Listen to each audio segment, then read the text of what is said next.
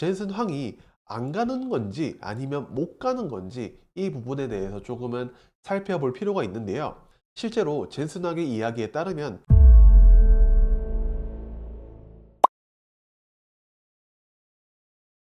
안녕하세요, 대건남자입니다. 오늘은 1월 마지막 우리가 거래를 할 수 있는 그 주에 대해서 일정을 살펴볼까 합니다. 최근에 뉴스가 하나 있었습니다. 젠슨 황이 트럼프 취임식에 안 간다, 못 간다에 대해서 말이 정말 많습니다. 그 부분에 대해서 먼저 살펴보고 다음 주 일정에 대해서 하나씩 보도록 하겠습니다. 먼저 미국 증시를 보면 트럼프에게 미 증시가 먼저 인사를 했습니다.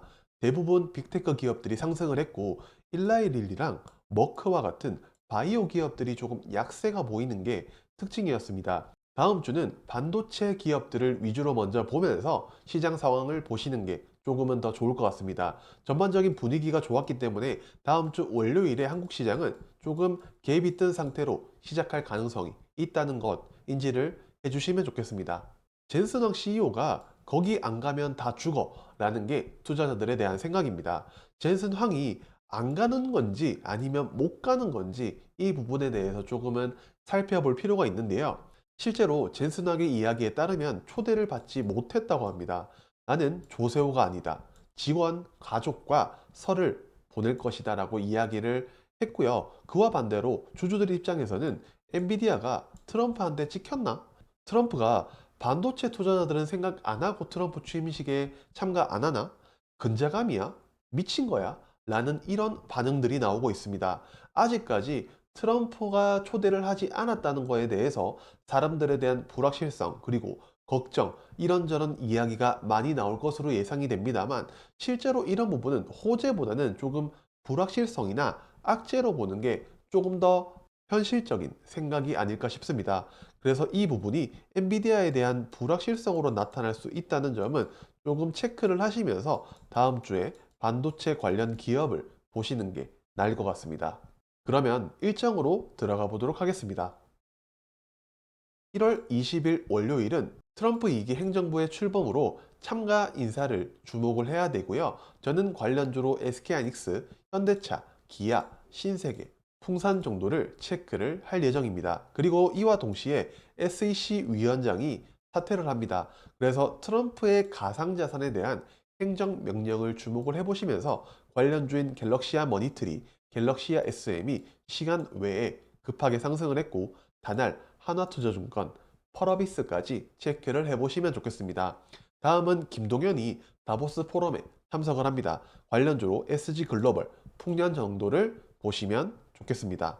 1월 21일 화요일 일정은 쿼드 장관 회의를 주목 있게 보셔야 됩니다.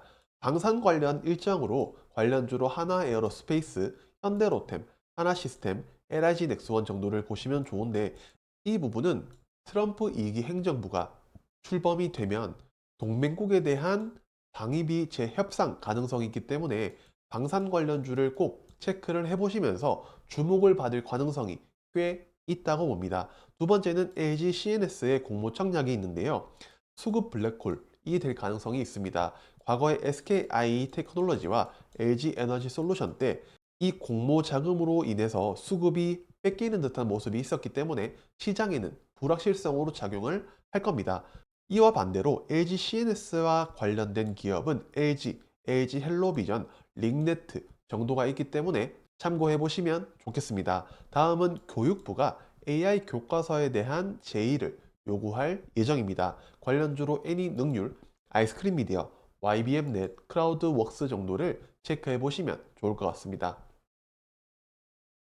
1월 22일 수요일은 삼성 언팩 행사와 북한과 관련된 이슈가 있기 때문에 보시면 좋고요. 첫 번째는 갤럭시 언팩 행사로 인해서 삼성전자, 삼성전기, 세경하이테크, BH, KH바텍 정도를 체크해 보시면 좋겠습니다. 다음은 북한 최고인민회의로 인해서 방산 관련주인 하나에어로스페이스, 현대로템, 하나시스템, LIG 넥스원 정도를 체크해 보시면 좋겠습니다. 도발에 대한 가능성이 있기 때문에 방산 관련주를 본다는 점 참고해 보시고요. 다음은 블리자드에서 디아블로4를 공개할 예정입니다. 관련주로 다날, PC 디렉트 정도가 있고 나머지 시가총액이 굉장히 낮은 기업들이 있기 때문에 관련주가 있다는 것 정도만 보시면 좋겠습니다. 1월 23일 목요일에는 SK하이닉스가 실적 발표를 합니다.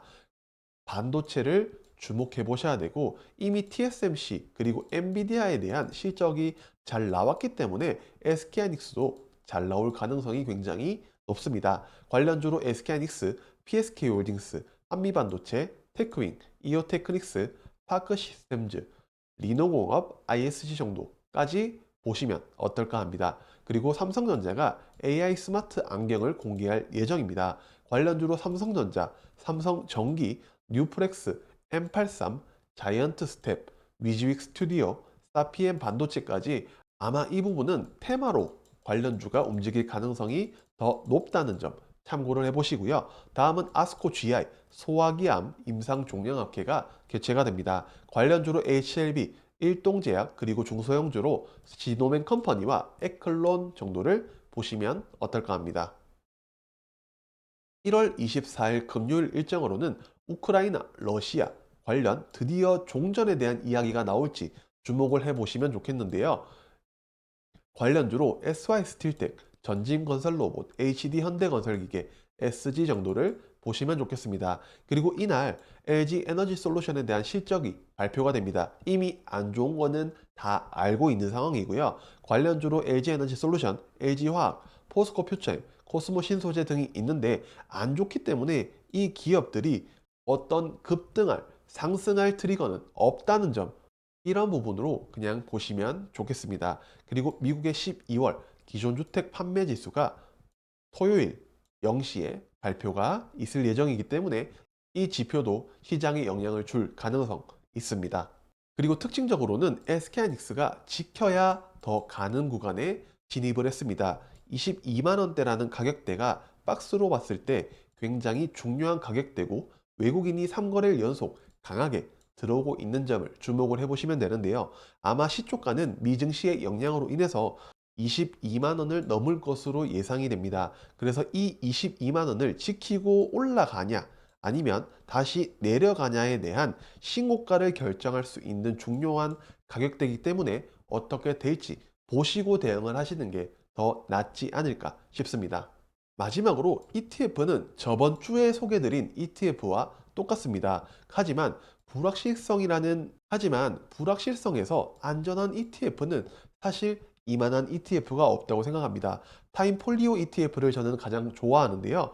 K컬처 액티브에 대해서 실제로 차트가 하락을 하다가 다시 돌려주는 모습이 살짝 나오고 있기 때문에 특히나 구성 종목을 보면 삼양식품, 파마리서치 같은 실적주, 그리고 좋은 움직임을 보여주고 있는 디어유, 그리고 엔터 관련주, 그리고 화장품과 보톡스 관련주까지 최근 흐름이 매우 좋은 상황이기 때문에 이 ETF는 꾸준히 한번 보시는 게 어떨까 싶습니다. 불확실성이 많기 때문에 특히나 미국에 대한 트럼프가 어떤 방향성을 보일지 모르기 때문에 이 상황에서 살아남을 수 있는 K 산업 후보군이라고 생각이 됩니다. 라면, 미용기기, 엔터 IP, 화장품, 보톡스와 관련된 산업은 불확실성 속에서도 실적이 좋기 때문에 괜찮을 거라고 생각이 됩니다. 실적이 나오는 기업에서 놀아야 되는 이유는 1월부터 실적 시즌이 진행되고 있기 때문에 안전한 곳에서 매매하기 위한 방향성으로 이 ETF를 말씀을 드립니다. 1월 마지막 주는 설날이기 때문에 장이 열리지 않습니다. 그렇기 때문에 다음 주가 아마 우리가 1월에 거래할 수 있는 마지막 거래 한 주가 될 것 같기 때문에 잘 준비해 보셔서 시장을 맞이하셨으면 좋겠습니다. 그러면 저는 다음 영상에서 뵙도록 하겠습니다. 안녕.